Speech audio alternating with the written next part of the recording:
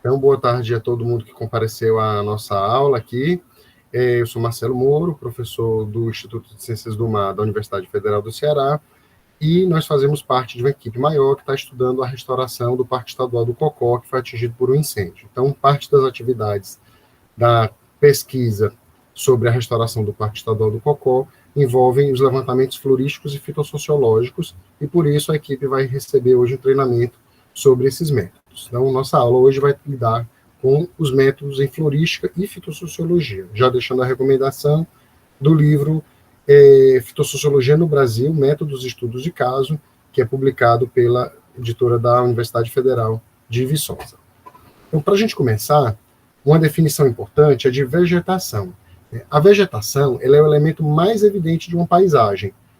A menos que a gente chegue num local que seja desprovido de plantas, como uma geleira, por exemplo, uma duna de um deserto sem nenhum tipo de plantas, a maior parte da superfície hoje terrestre do planeta ela é coberta por diferentes espécies vegetais.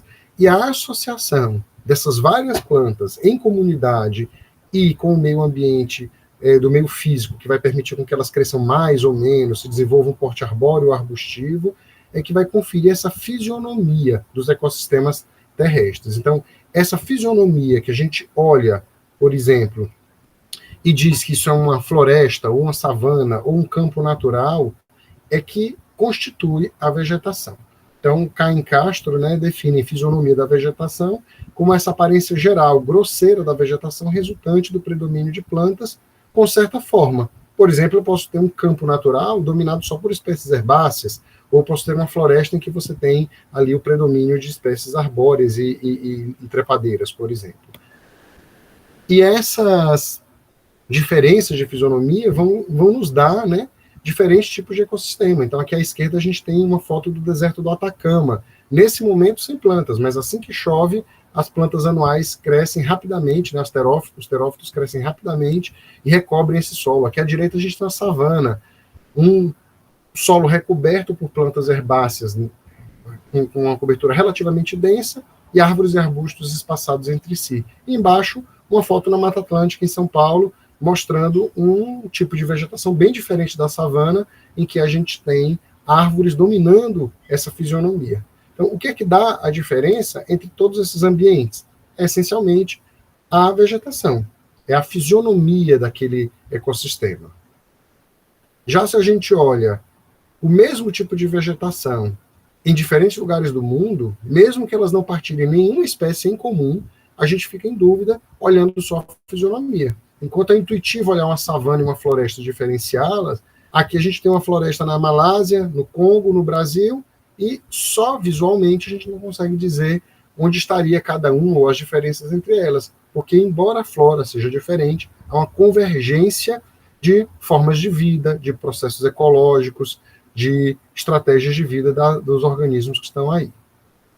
Mesma coisa, olhando uma savana na África ou nas Américas, a gente fica em dúvida, não conseguiria dizer onde está cada uma delas, olhando unicamente pela fisionomia, embora rapidamente a gente diferencie essa fisionomia savânica, por exemplo, das fisionomias florestais. Sendo que florestas em diferentes continentes podem não conter nenhuma espécie em comum, enquanto que savanas e florestas no mesmo continente podem até partilhar um certo número de espécies. Mas os processos ecológicos dominantes são muito diferentes e a fisionomia também é muito, muito diferente. E a parte da botânica que vai estudar essa estrutura da vegetação é a fitossociologia, ou seja, a comunidade de plantas de um dado local. Então, pode ser definida a fitossociologia como o estudo das causas e dos efeitos da coabitação de plantas em um dado ambiente, bem como do surgimento, constituição e estrutura dos agrupamentos vegetais. Uma savana, por exemplo, pode ser uma savana porque tem uma estacionalidade climática muito forte e não tem precipitação suficiente para que forme uma floresta. Mas talvez aquela savana seja mantida, como a é recorrente entre as savanas, por incêndios periódicos. Se não houvesse incêndios, por exemplo, aquela savana se tornaria uma floresta. Isso foi observado já em várias savanas, inclusive do mundo, com supressão de fogo. Então, o que é que está fazendo com que aquela área fique com fisionomia savânica? Em parte, a precipitação, mas em parte também, por exemplo, a ação de um efeito eventual, como os incêndios naturais. E a fitossociologia vai estudar esses tipos de vegetação e se interessar, entre outras coisas, pela fisionomia, ou seja, floresta, campo, savana, estrutura e a composição de espécies entre as diferentes áreas. A fitossociologia, só a título de informação, ela se aproxima muito do inventário florestal. Então, normalmente, engenheiros florestais focam mais no inventário florestal e biólogos focam mais na fitossociologia. Mas os métodos são muito parecidos e os resultados é que, normalmente, tem um foco um pouco diferente. Geralmente, inventários florestais estão, geralmente, não obrigatoriamente, mas eles estão muito focados, por exemplo, nos estoques de carbono ou na biomassa disponível para, por exemplo, venda de madeira, enquanto a fitossociologia normalmente está mais voltada para aspectos como a estrutura da vegetação e a variação da biodiversidade ao longo do tempo, por exemplo, ou a descrição dos padrões de biodiversidade em um dado local. Mas, na prática, elas são muito parecidas. O inventário florestal, quando é feito, normalmente está pensando no estoque de carbono ou de madeira, a fitossociologia vai geralmente levar em consideração aspectos da biodiversidade da área como um foco principal, mas elas realmente são muito próximas. E ensejariam o estudo, por exemplo, desses ambientes em que a gente poderia descrever esses ambientes numericamente e chegar à conclusão, por exemplo, que a diversidade do deserto é menor do que a de uma savana, a diversidade de uma savana talvez seja menor do que de uma floresta tropical úmida, a biomassa, por exemplo, acima do solo de uma floresta tropical úmida provavelmente é muito maior do que de uma savana, e a biomassa da savana é maior do que a de um deserto. E isso dado pelo conjunto de todas as plantas que habitam em dado local. E aí a gente vai classificar também as plantas nos hábitos ou formas de vida também. Então, uma árvore, por exemplo, é um vegetal lenhoso, com caule principal, do tipo tronco, que normalmente chega a um dado tamanho, né? Aí, dependendo do manual, vai variar esse tamanho, mas 5 metros de altura ou mais. Só que há modos diferentes de ser uma árvore, né? Na Amazônia, a gente tem árvores gigantescas, 30, 35 metros de altura. Às vezes, na Caatinga ou no Cerrado, a gente vai ter árvores ali na faixa dos 12, 10 metros. No Cerrado, em algumas áreas, você vai ter arvoretas de 4 metros, 3 metros, que podem eventualmente chegar nos 5, 6 metros de altura. E elas todas são árvores, mas vejam que são árvores de porte muito diferente. Então, a fitossociologia vai se preocupar em como medir os atributos dessas árvores e descrever as diferenças, por exemplo, entre uma floresta de grande porte, como a floresta amazônica na esquerda, uma floresta sazonal de médio porte, como, por exemplo, um trecho de Caatinga, uma floresta ou uma savana, por exemplo, com árvores de pequeno porte, como no Cerrado. E só para a gente, né, fazer um histórico um pouco mais antigo, antes da fitossociologia se estruturar como um método de estudo mais quantitativo, os naturalistas já circulavam no planeta fazendo registros sobre a flora e falando sobre a vegetação. Então aqui você tem uma imagem, né, desenhada da Caatinga, lá da Flora Brasiliensis, a partir da viagem do Martius pelo Brasil, né, não só do Martius do Spix pelo Brasil, em que o artista da expedição desenha cada paisagem. Então, ele tem desenhos para a Amazônia, tem desenhos para o Cerrado, tem desenhos para a Floresta Atlântica, tem desenhos para a Caatinga, tem desenhos para as margens do Rio São Francisco com os seus alagados. Era uma época em que a descrição era uma descrição verbal. Então, o naturalista tentava explicar para o leitor quais eram as características principais dos tipos de vegetação pelos quais ele tinha passado, indicava as espécies, então uma lista de espécies, que a gente faz até hoje, e fazia normalmente, quando tinham os artistas acompanhando a expedição, faziam-se essas pranchas muito bonitas, muito instrutivas, para que o leitor pudesse compreender os diferentes tipos de ambiente. Então, esses levantamentos qualitativos, eles são bastante antigos, multisseculares. Naturalistas de vários lugares do mundo passaram por vários continentes e vários ecossistemas, fazendo a lista de espécies de cada local e esses desenhos. E essa base, depois foi dessa base de quais espécies estão em qual local, que foi surgindo a biogeografia e que deu ensejo à fitossociologia. Porque foi surgindo a necessidade de dados quantitativos e que fossem mais ou menos padronizados para que a gente pudesse comparar numericamente as diferentes fitofisionomias ou tipos de vegetação do planeta. uma figura e uma lista de espécies é um bom passo inicial. Mas quanto de biomassa, ou quanto de estoque de carbono, ou qual é o porte da árvore, das árvores naquele local que nós temos? Então, se desenvolveu, já desde o início do século XX, a fitossociologia buscando documentar essas diferenças de estrutura entre os diferentes locais do planeta. Então, quais são essas variáveis que a gente registra em campo na fitossociologia e que também serão registradas no projeto do Restaura Cocó? Então, a gente tem, normalmente, eu já vou falar para vocês, as unidades amostrais, ou seja, parcelas ou pontos quadrantes, já a gente chega nessa parte.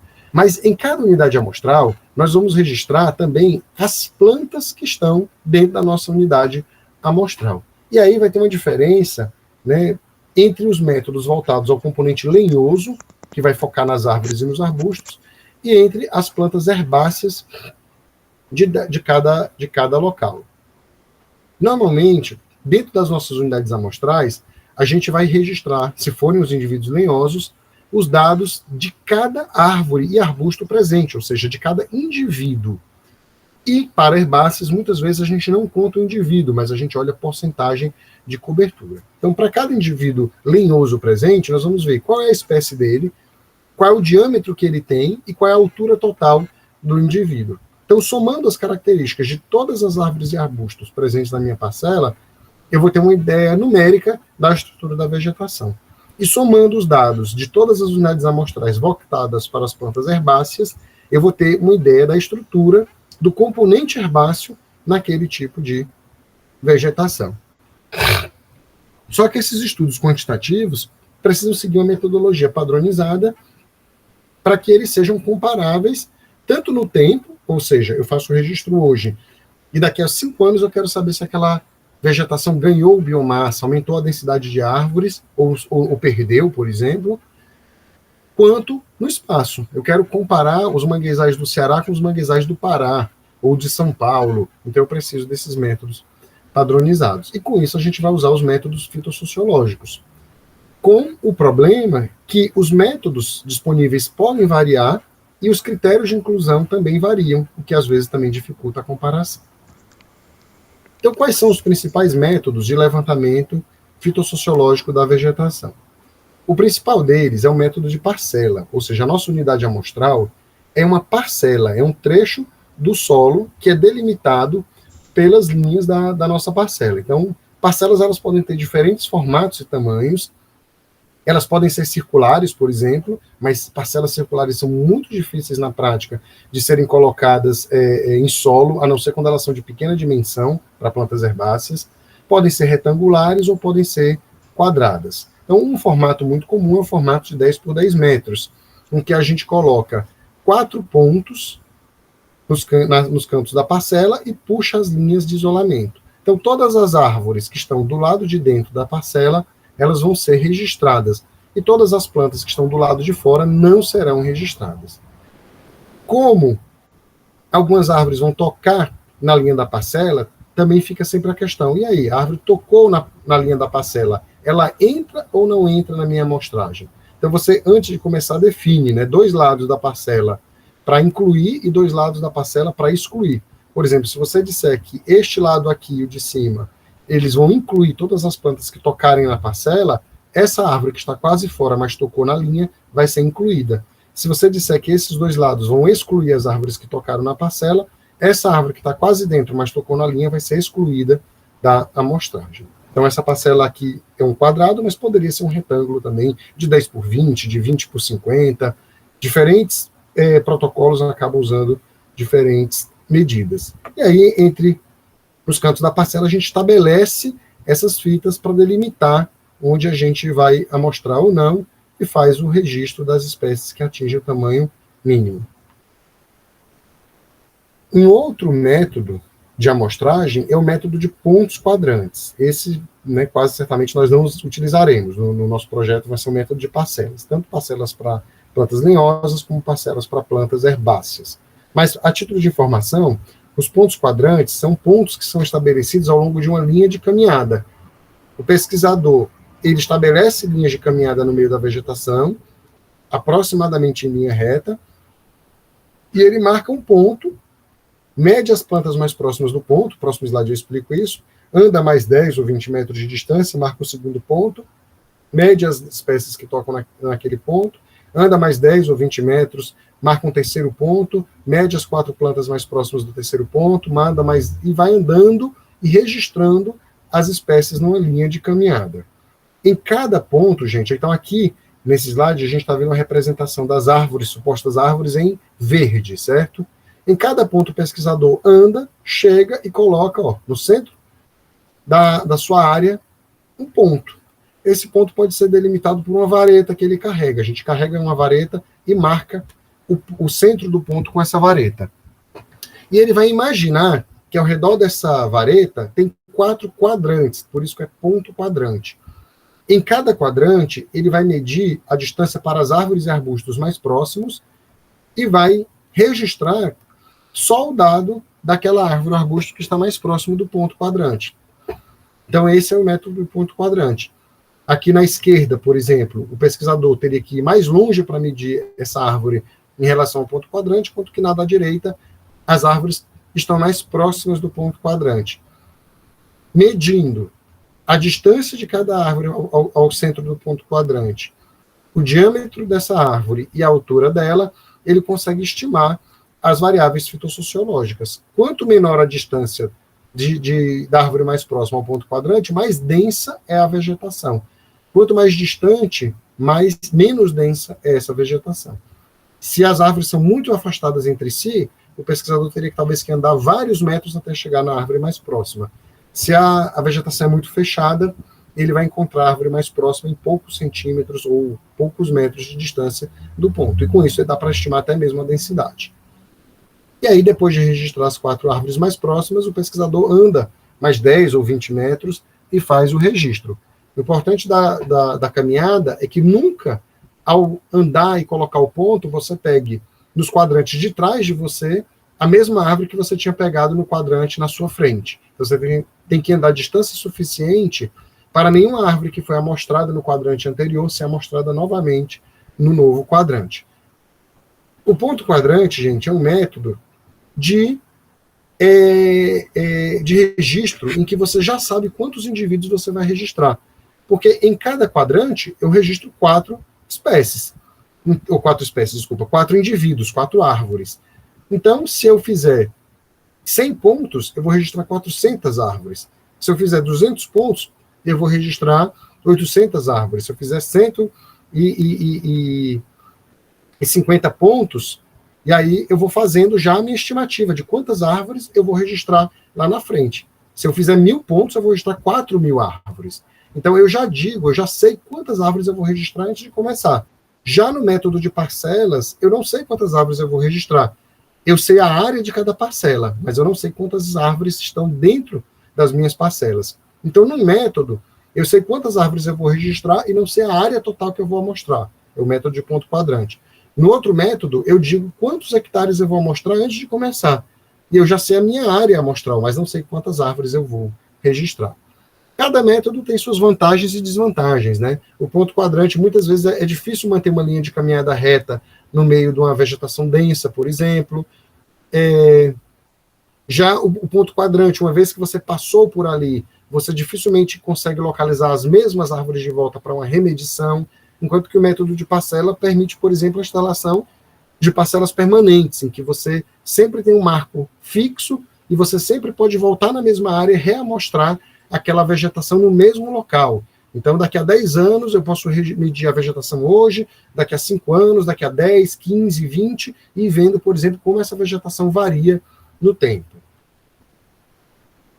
E um outro método também é a parcela em transseção, em que algumas pessoas, né, chamam só de transseção, mas na verdade é uma parcela retangular em que o eixo retangular, né, o eixo maior, é muito mais comprido do que o lado menor. Então você faz uma transseção que na verdade é um grande retângulo.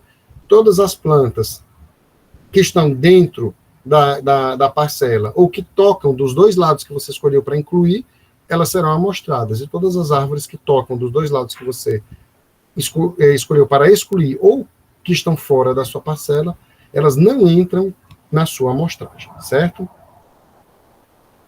Então, em cada uma dessas unidades amostrais, seja a parcela entre a seção, seja o ponto quadrante, os indivíduos que atingirem o seu critério de inclusão, e eu vou já explicar o que é isso, vão ser registrados.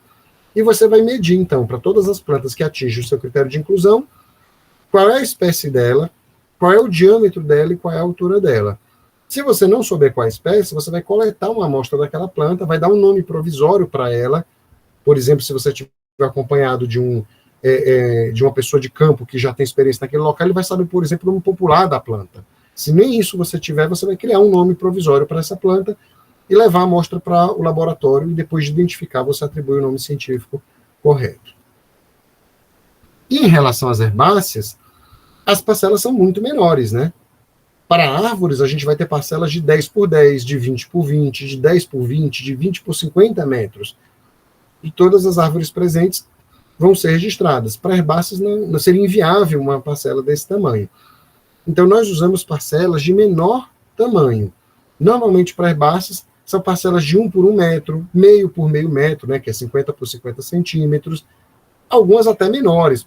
Nas herbáceas, a gente pode até usar parcelas circulares. 1 metro, né, de 1 metro quadrado, por exemplo, de área circular, ou meio metro quadrado com a área circular. Isso seria viável. Para as parcelas quadradas ou retangulares, né, mas aí normalmente para herbáceas a gente vai usar quadrada, a gente ainda pode usar subdivisões para facilitar a medição. Então, o que a gente faz? A gente divide a nossa parcela em trechos menores. O ideal é a gente colocar 10 subdivisões num lado e 10 do outro, porque esses quadrados menores formados com os cordõezinhos que a gente coloca, se eu tenho 10 subdivisões de um lado e 10 do outro, cada quadrado interno desse equivale a 1% da área do quadrado. Sabendo que cada quadradinho desse é 1%, se uma planta é muito menor do que isso ou muito maior, eu consigo visualmente ter uma facilidade maior para estimar quantos por cento de cobertura cada planta está ocupando. Ao contrário das árvores, que normalmente a gente trata como um indivíduo ao nível do solo, eu vou já falar disso de novo, para herbáceas é muito mais complicado a gente contar os indivíduos, por vários motivos. Um deles é que herbáceas, mais recorrentemente do que árvores e arbustos, têm um crescimento vegetativo lateral. Então, você pega uma toceira de ciperácea ou de poácea, e do lado já está saindo um rizoma que faz uma outra toceira igual. E ali, né, geneticamente é o mesmo indivíduo, mas ela está rebrotando. Mas ainda aqui a gente tem uma entidade para diferenciar. Muitas plantas trepadeiras ou reptantes, né, elas vão passar por dentro da sua parcela, rastejando, e aí você vai seguindo aquele caule reptante, que é um único indivíduo, mas que ele vai ocupar vários dos quadradinhos aí internos da sua parcela. E várias outras plantas vão ter crescimento lateral bastante demarcado. Então, com isso, fica bem complicado a gente diferenciar o que é um único indivíduo. O que é um único indivíduo. Então, para herbáceas, normalmente a gente usa uma coisa mais simples, que é a porcentagem de cobertura. Olhando a espécie, eu digo quantos por cento da cobertura total desse meu 1 metro quadrado ou meio metro quadrado essa espécie está ocupando. Então, uma espécie pode ocupar, por exemplo, o espaço de um quadradinho desse. Ela tem 1% de cobertura na minha parcela. Ou no último limite, a espécie poderia ocupar 100% da minha parcela. Normalmente, a gente vai ter algo intermediário, né? Até avançando aqui para mostrar. Nessa figura lá do capítulo do livro Fitossociologia do Brasil, a gente tem um exemplo hipotético em que essa espécie aqui, né, de 4 folhas, ela ocupa quase a totalidade da parcela. E 2 outras espécies ocupam uma área muito pequena da parcela. Já no exemplo hipotético da direita, essa outra espécie ocupa aqui aproximadamente metade da parcela, uma terceira espécie ocupa uma segunda espécie ocupa aqui uma área equivalente a uns 30 e poucos por cento, e as outras vão se distribuir em proporções menores. Então, a gente, visualmente, poderia delimitar, né? Aqui, acima de 90%, aqui aproximadamente 50%, aqui aproximadamente 35%, 38%, com essas divisões que a gente coloca, ajuda muito visualmente a fazer essa delimitação. Então, a gente vai dizer quantos por cento cada espécie recobre. Mas como a estimativa visual de cobertura, ela é até certo ponto bastante imprecisa, historicamente, os fitossociólogos, eles propuseram as chamadas classes de cobertura. Talvez a mais famosa de Brown-Blanquet, mas outros pesquisadores propuseram também outros critérios. Mas olhem só, espécies que ocupam de 75% a 100% da sua parcela no chão seriam da classe 5. Entre 50 e 75 seria a classe 4. Entre 25 e 50 seria a classe 3. Entre 5 e 25 seria a classe 2. Entre 1 e 5 seria a classe 1. Menos do que 1% a classe mais, e muito menos do que 1% a classe R, né? E ele coloca esses pontos aqui atribuindo a cada classe. Então, veja que outros pesquisadores propõem simplesmente variações das porcentagens, né? De 95% a 100% seria a classe 6, de 75% a 95% a classe 5, de 50% a 75% a classe 4, de 25% a 50% a classe 3, de 5% a 25% a classe 1, e de 0 a 5% a classe 2, e de 0 a 5% a classe 1. Também são apenas intervalos. Eu, particularmente, não gosto muito das classes, porque, apesar da cobertura, da porcentagem de cobertura ser, né, imprecisa, é mais preciso você chegar numa aproximação de que é 95% do que você indicar que é uma classe 1 entre 80% e 100%, por exemplo, ou entre 90% e 100%. Então, eu acho mais preciso se, colocando as divisões das parcelas com subdivisões de 10 por 10, e aí você tem cada quadradinho desse representando 1%, você tentar estimar o mais próximo possível o valor de cobertura aproximado. Eu acho que a margem de erro é menor do que simplesmente botar numa classe ampla como de 75 a 100.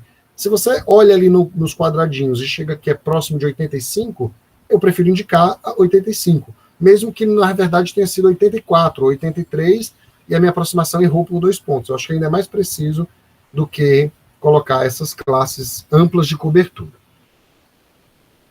E aqui um estudo que foi feito lá no Lagamado Cauípe, na Caucaia, no Ceará, mostrando esse estudo, né, na beira da lagoa com plantas anfíbias e aquáticas, em que a gente tinha um par de áreas, é o estudo do Danilo, né, que fez esse par de áreas, em que uma parcela estava quase já imersa e outra parcela estava submersa. E aí, para cada parcelinha dessa, registrava, né, um trabalho que eu acho excessivo, que foi contar os números de indivíduos. Eu prefiro trabalhar com porcentagem de cobertura, mas ele foi lá, contou um por um, e aí passava as parcelas para frente. E no Restaura Cocó vai ser feita uma coisa mais ou menos isso, a gente vai colocar as parcelas e vai fazer a contagem da porcentagem de cobertura. Então seria mais ou menos isso aqui, né, que é a foto já do Restaura Cocó, do projeto piloto que a gente fez, em que a gente tem 5 subdivisões aqui, né, 1, 2, 3, 4, 5, então cada parcelinha dessa equivale a 5%. Eu prefiro subdividir mais ainda para que as parcelas tenham 1%, porque ajuda mais a visualizar as subdivisões. Mas, como vocês já notaram nas idas ao campo, essas subdivisõezinhas com corda dificultam instalar a parcela quando as herbáceas são maiores.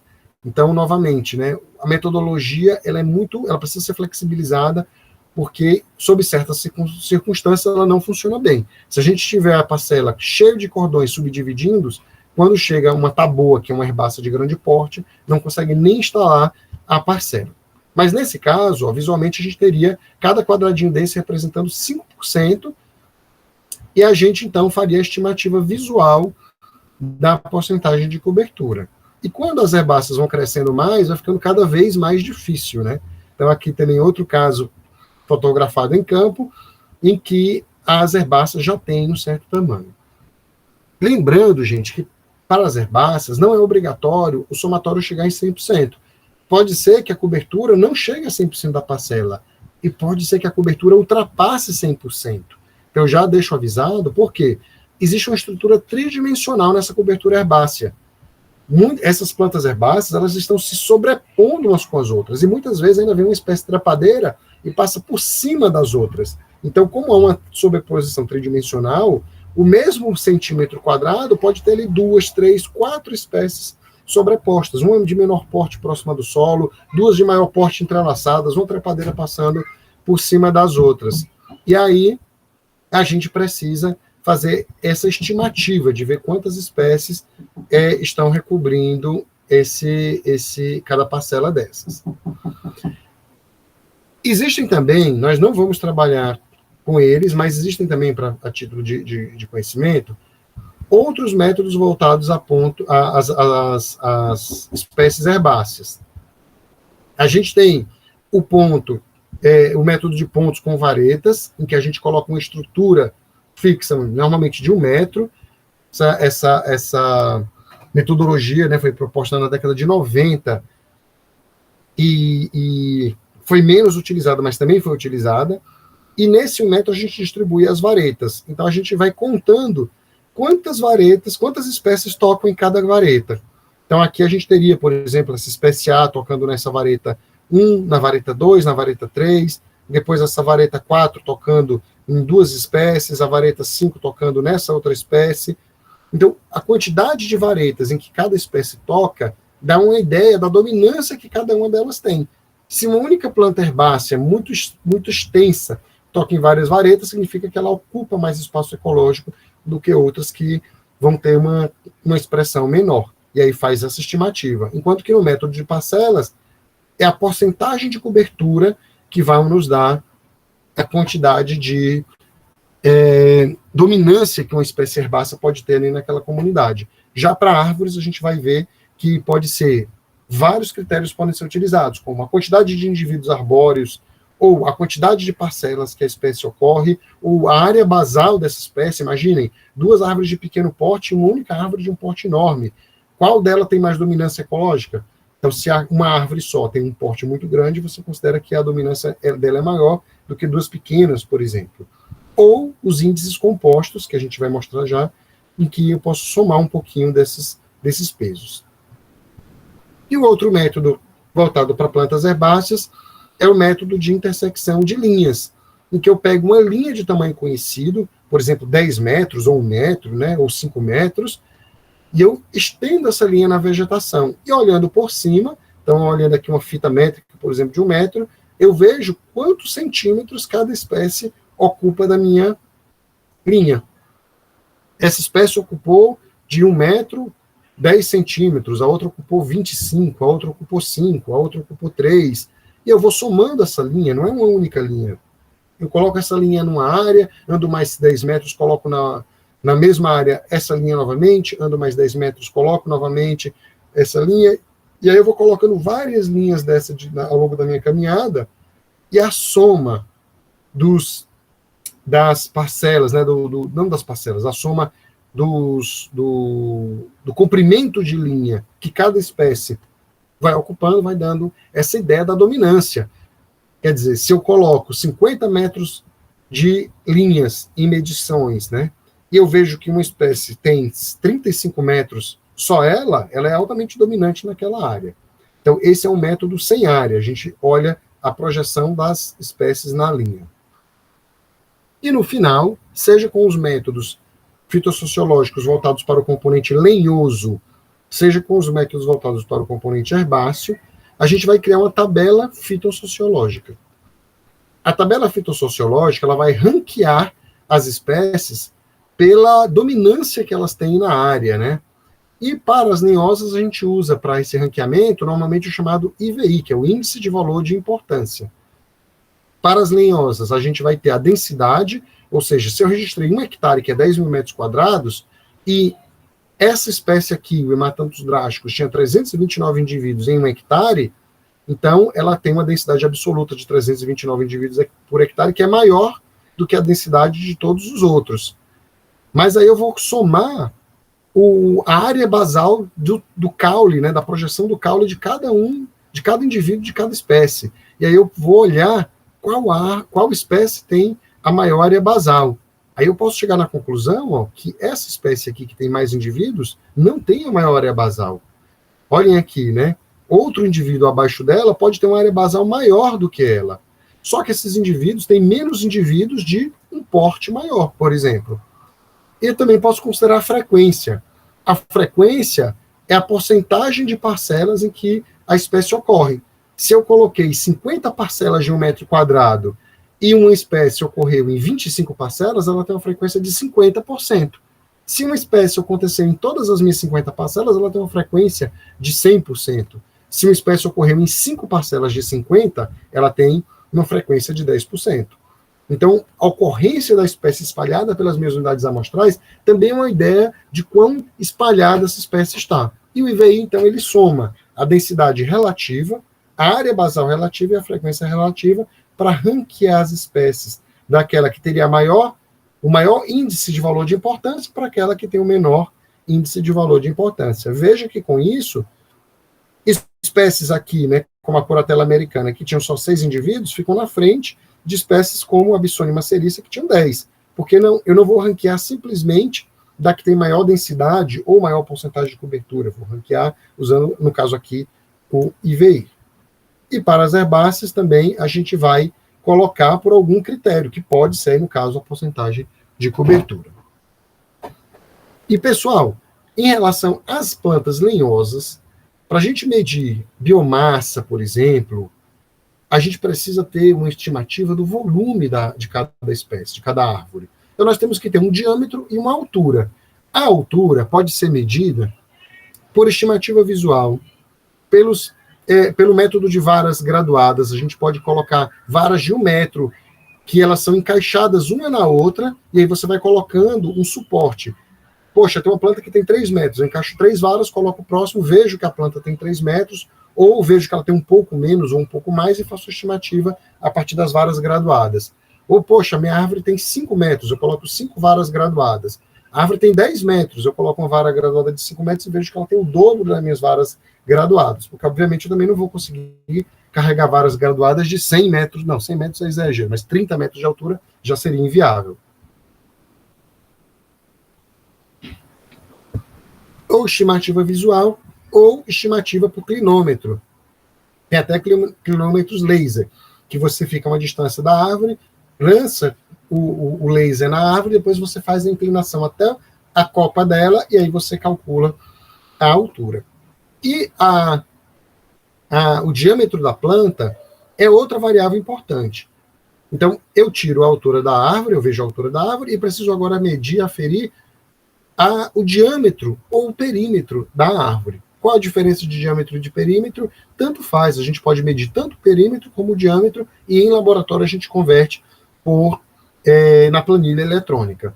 Mas, se a sua fita métrica de medição ela for uma métrica simples, você vai ter o perímetro da planta. E se você já comprar uma fita graduada diamétrica, você já obtém diretamente o diâmetro. Existem também as fitas graduadas que te dão diretamente o diâmetro da árvore. Paquímetros, por exemplo, podem também te dar diretamente o diâmetro da árvore. Importante que você saiba se você está medindo o diâmetro ou o perímetro.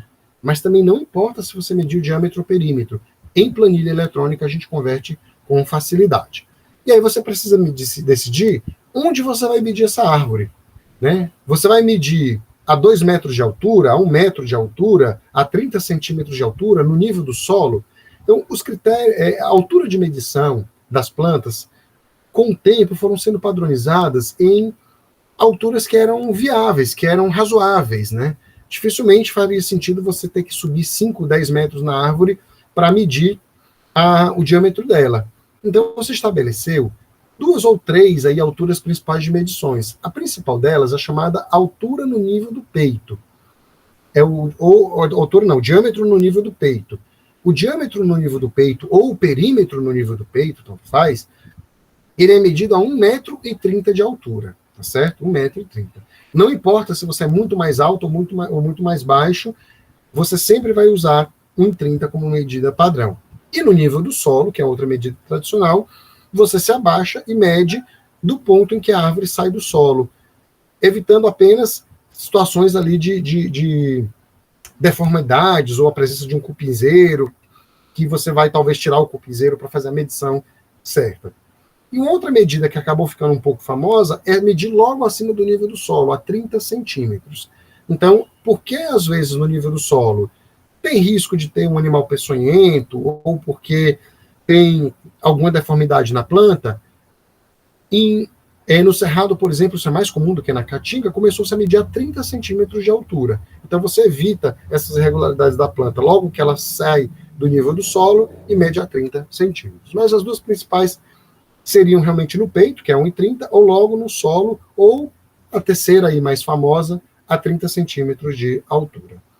Algumas pessoas usam medidas arbitrárias além dela. Todas as medidas são arbitrárias, mas aí você começa a gerar inconsistência metodológica, que vai deixar o seu método mais difícil de comparar com outros autores. Quer dizer, se só você mede a 53 centímetros acima do nível do solo, vai ficar difícil de você comparar os seus dados diretamente com as outras pessoas. E outra coisa importante, né, outro fator importante, é você definir um critério de inclusão. Então, o que é o critério de inclusão? O critério de inclusão é o tamanho mínimo que a sua planta precisa ter para que ela seja medida. Se você tentar registrar todas as árvores da floresta, você nunca vai acabar o seu trabalho. A menor muda que acabou de sair ali da semente, né, uma plântula acabou de germinar, você teria que incluir, se não tivesse nenhum critério de inclusão. Uma muda de 10 centímetros de altura você teria que incluir. Então você não acabaria seu trabalho nunca. Então a gente usa o chamado critério de inclusão. A gente coloca a nossa parcela de 10 ou de 10 por 20 metros de tamanho, e todas as plantas que têm um diâmetro igual ou maior ao tamanho mínimo estabelecido, você vai registrar. Todas as plantas que têm um diâmetro menor do que o seu tamanho mínimo, você não registra. Então você vai definir a sua altura de medição, a gente aqui mede no nível do solo, ou mede no nível do peito, ou mede a 30 centímetros de altura, e depois define o seu critério de inclusão. A gente vai registrar plantas que têm um diâmetro mínimo de 3 centímetros. Se tiver 3,0 centímetros, eu incluo. Se tiver 2,9, eu não incluo na minha amostragem. Se tivesse 2,5, eu não incluo. Se tiver 3,1, eu incluo na minha amostragem. Se tiver 2 metros de diâmetro, eu incluo na minha amostragem. Então, o critério de inclusão é o tamanho mínimo que uma planta tem que ter para que ela seja registrada. Os critérios de inclusão também variam entre os diferentes pesquisadores, o que torna difícil essa comparação. Eu, particularmente, gosto dos 3 centímetros, que é um método tradicional. Algumas pessoas preferem 5 centímetros. Por quê? Porque você reduz um pouco mais o número de indivíduos que são medidos, né? Nesse exemplo hipotético aqui, ó, nós temos 22 indivíduos maiores do que 1 centímetro. Se você disser que o seu critério de inclusão é 1 centímetro, você tem que fazer 22 medições nessa parcela. Se você disser que o seu critério de inclusão é 3 centímetros, você tem que fazer 6 medições nessa parcela. Se você disser que o seu diâmetro é 5 centímetros, você tem que fazer 2 medições nessa parcela. Deu para entender? Então, o critério de inclusão ele é importante porque a gente precisa definir qual é o tamanho mínimo das plantas que serão registradas. E isso é importante também no monitoramento. Se eu volto 5 anos depois para remedir as plantas da parcela e ver se elas aumentaram de porte, as plantas que eu medi anteriormente deverão estar maiores. Algumas das plantas que eu medi anteriormente já morreram, e plantas que eram pequenas e não tinham sido medidas vão passar a ser medidas. Daí que também monitoramentos de longo prazo, algumas vezes, colocam parcelinhas, ou colocam plaquetas na parcela. Cada árvore recebe um número serial plaquetada para que ela possa ser monitorada ao longo do tempo. Isso tudo parece muito simples, né? Mas, às vezes, a gente em campo, na área da fitossociologia, fica em dúvida sobre se 2 árvores são ou não o mesmo indivíduo.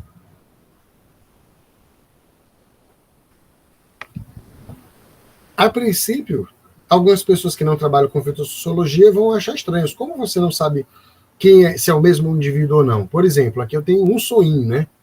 Tenho um. Aqui eu tenho uma árvore. Mas nas plantas, muitas plantas elas vão ramificar, às vezes acima do solo, mas às vezes abaixo do solo.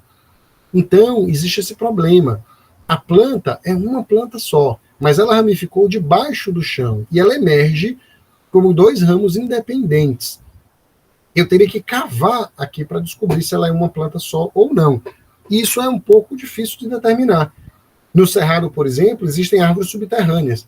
você vê um ramo de uma planta, de um cajuí, por exemplo, né, que é um anacardium de pequeno porte, você vê um ramo de um cajuí nessa área, a 5, 6, 8 metros de distância tem outro ramo de cajuí. Se você cavasse aquilo tudo, você veria que é uma árvore subterrânea só. Mas você ia ter que gerar um impacto ambiental enorme, você tinha que ter uma equipe enorme cavando, você ia perder um tempo gigantesco só para descobrir que os 8 ramos de cajuí que você está vendo numa área relativamente grande ao seu redor são o mesmo indivíduo, enquanto que outros 5 cajuís que você está vendo misturados são um cajuí diferente ali do lado. E aí o seu trabalho não progride, você gera um impacto ambiental enorme e o seu trabalho não vai terminar nunca e vai esgotar toda a equipe. Então, na fitossociologia, a gente usa o critério chamado indivíduo ao nível do solo. Todos os ramos vegetais que saem do solo de maneira individualizada são tratados como um indivíduo ao nível do solo, mesmo quando eles se conectam abaixo do solo. Há situações que a gente encontra vários ramos saindo do nível dos solos independentes, mas muito próximos, e você pensaria, não, mas deve ser o mesmo indivíduo. Aí você vai olhar a espécie, não é nem a mesma espécie, quer dizer, as sementes germinaram muito próximas, estão competindo ali por espaço, as duas prosperaram, cresceram lado a lado, e não são nem a mesma espécie, então não são o mesmo indivíduo. Então, se fosse a mesma espécie com 2 sementes, aconteceria o mesmo engano. Então a gente trabalha com o indivíduo no nível do solo, e aí os ramos que saem independentes a gente trata como indivíduos diferentes. A não ser que você tenha um interesse em genética de populações ou alguma coisa do tipo que lhe instigasse a cavar realmente, tentar descobrir ali se eles estão conectados ou não. E aqui é um outro caso comum, mas aqui já não deixa dúvida, em que o ramo sai como o único ramo acima do nível do solo e depois ele se bifurca logo acima do solo. Aqui é um indivíduo só, um único indivíduo.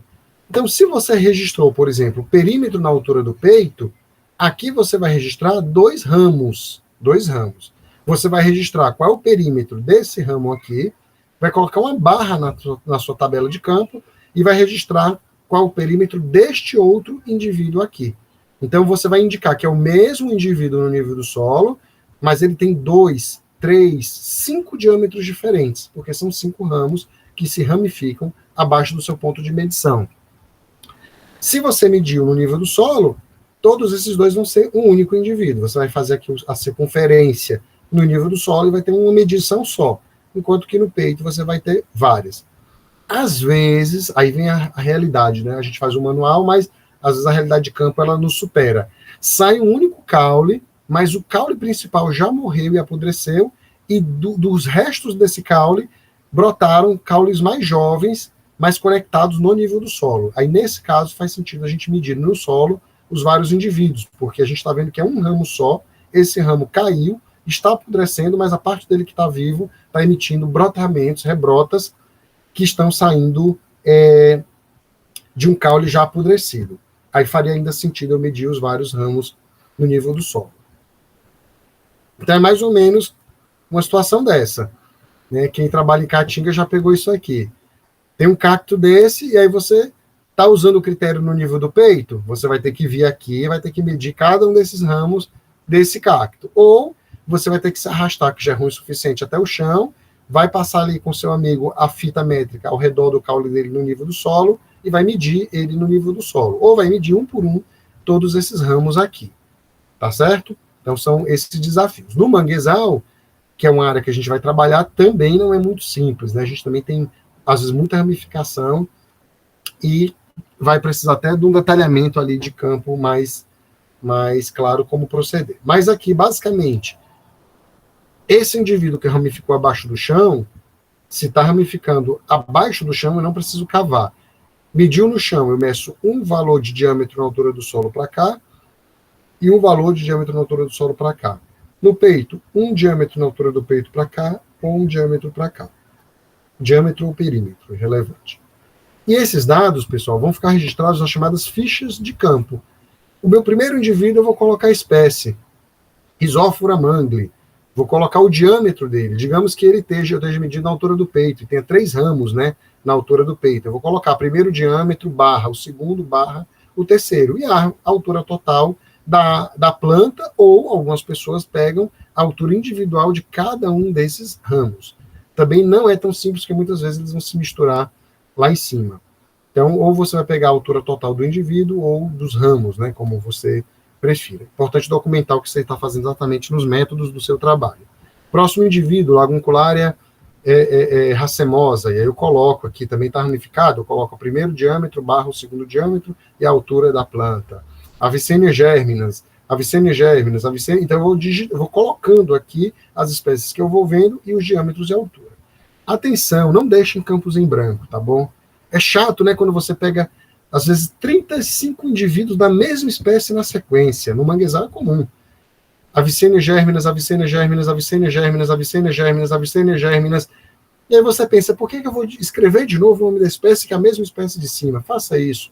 Porque se você começa a deixar campos em branco, mais na frente, você vai ter dúvidas do que você propôs. E o trabalho de campo ele é muito exaustivo, ele tem um custo alto. Aproveite o trabalho de campo para coletar os dados com o máximo de clareza e atenção, porque depois voltar a campo e fazer remedições é muito mais trabalhoso e custoso.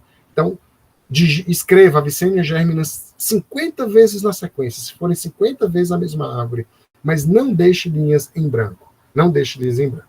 E atenção também às unidades, né? Se você está medindo em centímetros, registre tudo em centímetro. Nas florestas, por exemplo, você está medindo diâmetro em centímetro e às vezes você pode encontrar uma árvore com 1,5 metro de diâmetro. Poderia encontrar. Não coloque 1,5, coloque 150, porque você está medindo em centímetros. Então, 1,5 metro é 150 centímetros. Não coloque 1,5. Mesma coisa a altura, né? Eu estou colocando em metros, mas aí eu achei uma árvore que tem 1,80 m, então eu boto 180 centímetros. Não faça isso, é 1,8. Se você está medindo em metros, 1,85, 1,8. Faça o registro da unidade correta. E cada vez mais, né, a gente em algum momento vai passar aí para os tablets para coletar já tudo em campo. Então é uma outra possibilidade em que, em vez de colocar na tabela à mão e depois digitar no laboratório na planilha, a gente já vai coletando os dados em um aparelho e isso já fica registrado também. E é importante fazer as coletas botânicas. Para a gente documentar as espécies, elas precisam ser depositadas no herbário, na coleção científica de plantas. Então, a gente precisa levar as prensas, fazer uma coleta de um ramo de cada espécie, precisa coletar um ramo para cada árvore que eu encontro. Eu preciso coletar 100 vezes uma Laguncularia racemosa, uma Avicenia germinas, uma Rhizophyra mangli no mesmo local. Mas de cada local é bom o depósito de pelo menos um indivíduo de cada espécie para a gente documentar as espécies. Ou sempre que houver uma variação considerável.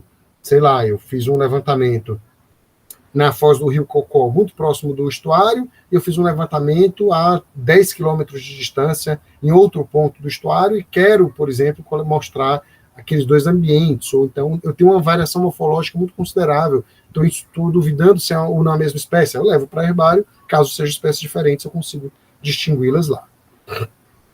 Então a gente faz essas prensas, seca e depois deposita no herbário as nossas coleções, que ficam de referência para o futuro. Então aqui imagens de herbário, que são coleções científicas dedicadas à armazenagem e catalogação do material botânico, normalmente na forma de cicatas. Pode também ser na forma de uma xiloteca, de uma coleção de frutos, mas normalmente na forma de cicatas. Então a gente tem essa documentação e pode ir olhar lá de repente e ver que aquela coleta realizada atrás estava com a identificação errada, por exemplo. Em relação ao esforço amostral, o esforço amostral vai nos falar quantas unidades amostrais nós vamos fazer e qual é a área total amostrada, ou qual é o número total de indivíduos que a gente vai fazer o levantamento. Normalmente, para a fitossociologia, a gente estabelece ou 1 hectare, que é 10 mil metros quadrados, seria uma parcela de 100 por 100 metros. Então, se você tiver um terreno que tem 100 metros de frente por 100 metros de largura por 100 metros de comprimento, de fundo e 100 metros de comprimento, você tem 1 hectare de uma chácara de 1 hectare, por exemplo. Só que é muito complicado se mexer em 1 hectare e medir tudo em 1 hectare. Então, a gente divide esse hectare em parcelas menores. Por exemplo, parcelas de 10 por 10. Ou 100 indivíduos no método de ponto quadrante. 100 não, perdão, 1.000 indivíduos no método de ponto quadrante, que seriam 250 pontos quadrantes. 250 vezes 4, 1.000 indivíduos. E antes de começar, eu já defino se a minha medição do diâmetro vai ser no nível do solo, ou no peito, ou nos dois. Também alguns pesquisadores pegam no peito e no solo para fazer uma estimativa de volume mais precisa. E o meu critério de inclusão. Eu vou medir plantas a partir de 1 centímetro, de 3 ou de 5. Normalmente é 3 ou 5. Alguns pesquisadores usam 10, outros chegam a usar 1 também.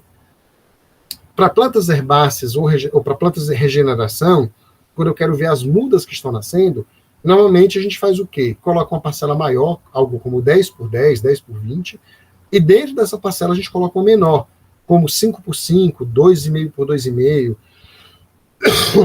1 por 5, e só dentro dessa parcela a gente vai medir as plântulas, as mudas, os juvenis que estão ainda muito pequenos.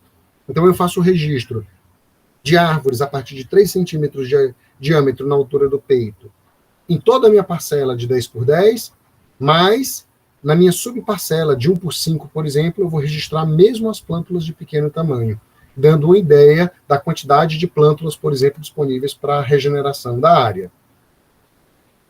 E quais são as principais variáveis que a gente registra no estudo fitossociológico? Nós vamos ter a abundância de cada planta, ou seja, o número de indivíduos de cada espécie. Eu fiz 0,5 hectare de esforço amostral e eu tive 100 indivíduos de uma dada espécie. Qual a minha abundância daquela espécie? 100 indivíduos. Eu registrei 100, então é 100. Mas eu só fiz 0,5 hectare. Qual a densidade? A densidade já é por unidade de área. Se eu tenho 100 indivíduos em 0,5 hectare, em 1 hectare eu teria 200 indivíduos. Então seria a densidade de 200 indivíduos por hectare.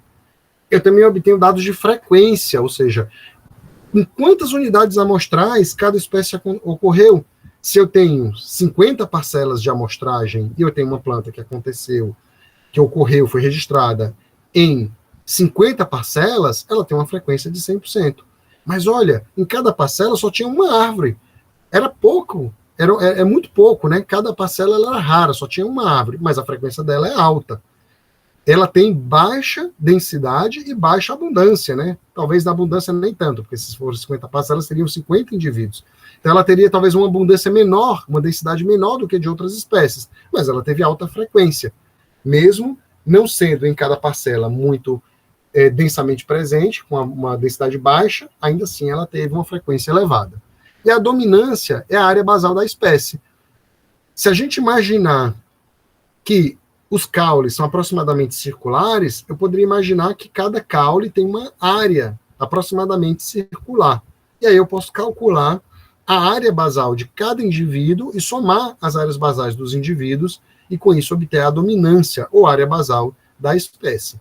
E aí, tendo densidade, frequência e dominância, eu posso calcular a densidade absoluta e a relativa, a frequência absoluta e a relativa, a dominância absoluta e relativa, e com isso eu tiro o índice de valor de importância, que é a soma da dominância, frequência e densidades relativas. Eu também vou obter o dado de riqueza. Quantas espécies eu tive em cada tipo de ambiente estudado, por exemplo? A riqueza é o número de espécies, tá? Então, riqueza é número de espécies. E posso até calcular as medidas de diversidade. A riqueza é a mais simples das medidas de diversidade, mas ela recebe o nome de riqueza. Mas eu poderia calcular, por exemplo, diversidade de Shannon, a diversidade de Simpson, que tem caído em desuso ultimamente, mas que podem ser calculadas. E aí, o que é que a gente vai descobrir sobre as vegetações do planeta com dados de florística e fitossociologia? Nós vamos poder descrever a estrutura das comunidades de cada área, incluindo quais são as espécies mais abundantes, as mais raras. Eu posso, por exemplo, descobrir que a caatinga tem um conjunto de 15 espécies ali mais abundantes que eu poderia usar para reflorestamento, recompor justamente aquelas comunidades aquelas espécies mais abundantes para que ela possa abrigar outras espécies. Eu posso, obter esses dados de quais são as espécies que têm importância maior para aquela estrutura da vegetação para servir de referência em programas de recuperação, que é exatamente, inclusive, o que será feito no Restaura Cocó. Quer dizer, em cada trecho do manguezal, quais são as espécies que serão mais abundantes, qual a biomassa total dela. Eu posso avaliar distúrbios antrópicos ou naturais sobre a vegetação. A gente tem um estudo lá em Sobral em que as parcelas foram medidas e após a medição a área foi incendiada, um incêndio criminoso. Então a gente voltou lá, meses após o incêndio, e remediu as parcelas para entender quantas árvores morreram, quanto de biomassa foi perdida, quanto de gás carbônico ali potencialmente foi emitido na atmosfera. E com isso a gente vai entendendo como os incêndios ou a supressão de incêndios podem influenciar a vegetação para fins de manejo de UCs, como também será feito no Restaura Cocó. Com a fitossociologia, também a gente, assim como florística também, a gente pode usar esses dados para a compreensão de padrões biogeográficos, comparando, por exemplo, os diferentes subtipos de Mata Atlântica ou os diferentes subtipos de Caatinga. A gente pode monitorar a mesma área por 10, 20, 30, 100 anos, né? Tem áreas no mundo que já estão aí próximo aí de meio século, até mais, em monitoramento. Então, como é que é a dinâmica dessa comunidade arbórea? Quer dizer, as árvores morrem e crescem e vão se substituindo ao longo do tempo. Então, como era a estrutura dessa vegetação 100 anos atrás? Como é que é hoje? Como é que serão em cenários de aquecimento global, por exemplo? Algumas espécies vão desaparecer, outras vão se tornar mais abundantes.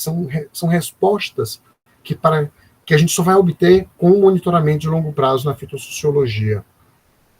Efeito do fogo sobre comunidades vegetais, seja comunidades como o Cerrado, que é já, né, resistente aos incêndios, já tem uma pré-adaptação aos incêndios, não quer dizer que os incêndios sejam sempre positivos no Cerrado, não é isso, mas a vegetação do Cerrado tem uma pré-adaptação ao fogo, sejam ecossistemas como o manguezal do Cocó, que não tem adaptação ao fogo e foi queimado no incêndio criminoso, passando por impactos ambientais que serão avaliados pelo projeto. Também a fitossociologia, aí no caso, né, os engenheiros florestais vão dizer que não é fitossociologia, seria o inventário florestal, mas eles são muito próximos, que estimaria o estoque comercial de madeira numa área que vai ser explorada para corte e venda de madeira legalizada, né? Não estou falando de crime ambiental, estou falando de madeira legalizada, é o inventário florestal, o manejo florestal para a produção de madeira comercialmente. Também a avaliação de perda de espécies. Se a gente tem monitoramento de longo prazo, como nos Estados Unidos tem listas florísticas, né, Europa, lá do século XIX, a gente pode voltar no século XX, no século XXI, e descobrir, por exemplo, que espécies exóticas invasoras que não estavam presentes 100, 200 anos atrás, estão chegando e outras nativas estão desaparecendo, talvez. Então, isso nos dá um poder de gestão ambiental muito grande.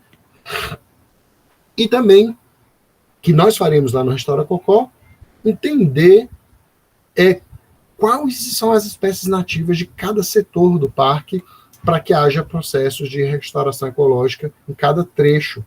Se há uma área de dunas do Cocó for queimada, o procedimento é muito diferente de uma área de manguezal. A restauração é diferente de uma área de brejo, por exemplo, como a gente tem lá no Cocó.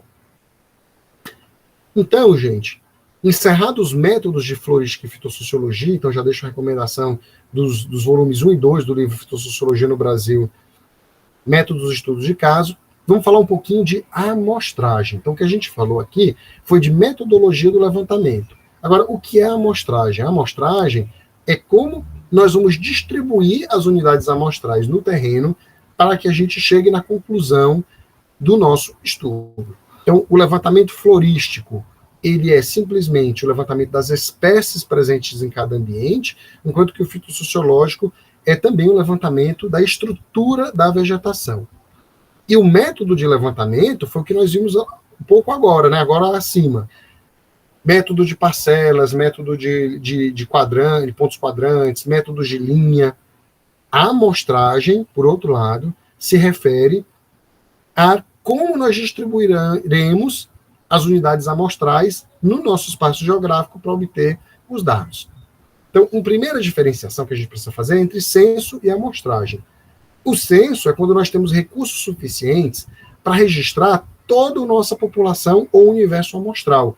Ou seja, eu estou interessado no manguezal do estuário do Cocó. Eu vou fazer o censo das árvores do estuário.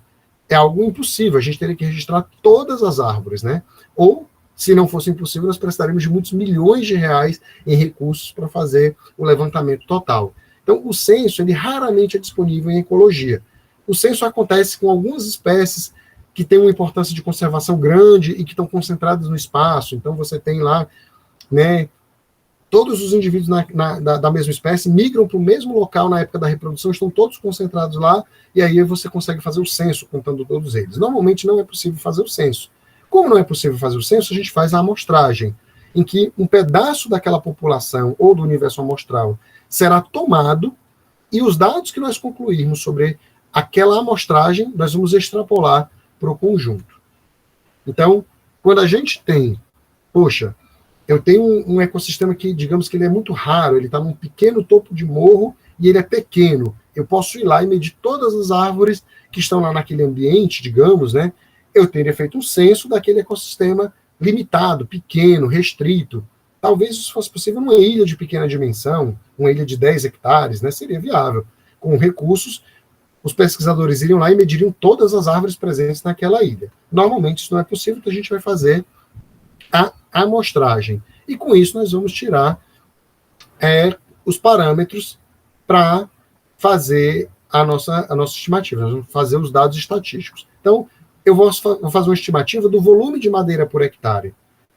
Se a gente medisse todas as árvores do manguezal do Rio Cocó, nós poderíamos saber com certeza qual o volume de madeira, ou qual é a altura média das árvores, ou qual é a média de desvio padrão do diâmetro das árvores, ou com a riqueza de espécies, né? Mas a gente não vai fazer isso para o censo, a gente vai fazer por amostragem e extrapolar para o estuário como um todo a partir dos nossos dados. Então, só para dar um exemplo, se o estudo fosse feito no campus do PC da UFC, a gente precisaria saber quem é o nosso universo amostral. O nosso universo amostral é o campus inteiro? É só a matinha do PC? É só a beira do riachinho que sai da matinha do PC? E com isso, sabendo qual é o meu universo amostral, eu vou espalhar as minhas unidades amostrais. Sobrepôs aqui um pouquinho, né? Estava afastando e esqueci esse slide aqui.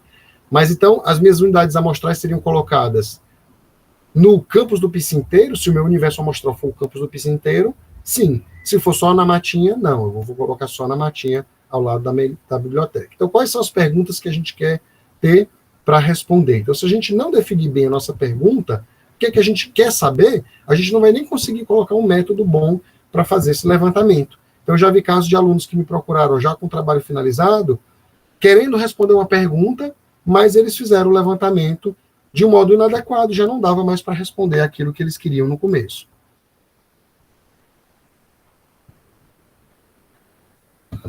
Eu sabendo qual é o nosso universo amostral, nós vamos definir o que nós queremos saber daquela área, e aí nós vamos destrinchar aquela área em ambientes. Vou já mostrar para vocês a amostragem estratificada, e vamos colocar as unidades amostrais. As nossas unidades amostrais, pessoal, podem ser cada árvore individual, ou podem ser as parcelas voltadas ao componente herbáceo que vocês estão levando lá para o campo. Cada parcelinha pequena daquela de 1 metro quadrado é minha unidade amostral. Ou pode ser um ponto quadrante, ou pode ser a linha de caminhada da sua unidade amostral. Ou pode ser uma grande parcela de 20 por 50 voltada ao componente lenhoso. As unidades amostrais podem variar de acordo com o que você está pesquisando. Se você vai sortear árvores aleatoriamente na floresta, cada unidade amostral será cada árvore individual. Mas, normalmente, isso não é muito viável e a gente estabelece as parcelas. Então, normalmente, as unidades amostrais na fitossociologia ou são parcelas, ou são pontos quadrantes, ou são linhas de caminhada, ou são transeções, ou são os conglomerados, em que você tem 4 ou 5 parcelas lado a lado, sorteadas lado a lado, como é feito no Inventário Florestal Nacional do Brasil. Então, há outros tipos de unidades amostrais, mas elas são menos comuns. E de todas elas, a parcela é a mais usual. A nossa parcela, então, ela tem que ter um tamanho que represente relativamente bem a heterogeneidade ambiental. Então, lá no livro, né, Fitossociologia do Brasil, para o Cerrado, por exemplo, se defende parcelas de 20 por 50, porque as de 10 por 10, muitas vezes, não pega nenhuma árvore. Muitas vezes, no Cerrado, você coloca um quadrado de 10 por 10 e não tem nenhuma árvore para você registrar. Então, uma parcela um pouco maior e mais comprida aumenta a chance de você representar melhor essa variação dentro da vegetação. Mas isso varia também. Às vezes, as de 10 por 10 são mais apropriadas. Então, O tamanho e o formato da parcela precisam ser definidos de acordo com a sua realidade de campo. 10 por 10, por exemplo, é um bom tamanho para caatinga. Mas, às vezes, na Amazônia, em 10 por 10, você vai pegar só uma árvore muito grande que ocupa a parcela inteira. Pode acontecer também. E a outra questão que você precisa decidir é como você vai dispor as unidades dentro da sua área amostral. Você vai colocar todas elas no único bloco, lado a lado? É um método que ele facilita o acesso, né? Apesar de que ele é criticado, porque como as parcelas estão muito próximas lado a lado, aumenta a associação espacial, a autocorrelação espacial entre as parcelas. Então, alguns pesquisadores não gostam porque elas estão muito próximas. Só que também facilita chegar. Imagina que você está no meio da Amazônia, distante, a 5 dias de distância da cidade em que você está baseado, e você precisa colocar suas unidades amostrais, medir tudo e ir embora depois de alguns dias. Às vezes é inviável você espalhar essas parcelas por toda a área. Mas você poderia colocá-las de modo aleatório, que seria o modo da esquerda, em que você coloca um mapa no SIG, espalha a sua área, e aí você divide essa área em unidades amostrais e sorteia com igual probabilidade de qualquer uma dessas parcelinhas no SIG ser sorteado, e depois você vai em campo colocar a parcelinha no chão para fazer essa medição. Esse método aleatório, ele tem melhores propriedades estatísticas, porque você tem essas parcelas espalhadas, mas muitas vezes ele também pode ser inviável. Quer dizer, dependendo da dificuldade de acesso, talvez você não consiga colocar aleatoriamente, ou não consiga nem acessar uma área que seja excessivamente distante, por exemplo, das áreas de pesquisa. Então, cada uma tem aí as vantagens e desvantagens, uma de facilidade logística e ser mais viável do ponto de vista de realização, mas aumenta a autocorrelação espacial dos dados entre as parcelas. E a outra tem melhores propriedades estatísticas, porque você espalhou ao acaso as parcelas na área, mas é muito complicado de você achar, às vezes, onde ficaria essa parcela que você sorteou no SIG em campo.